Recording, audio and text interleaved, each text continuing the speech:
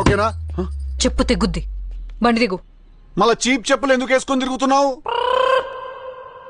ఇంకా పో నాడు. అమ్మా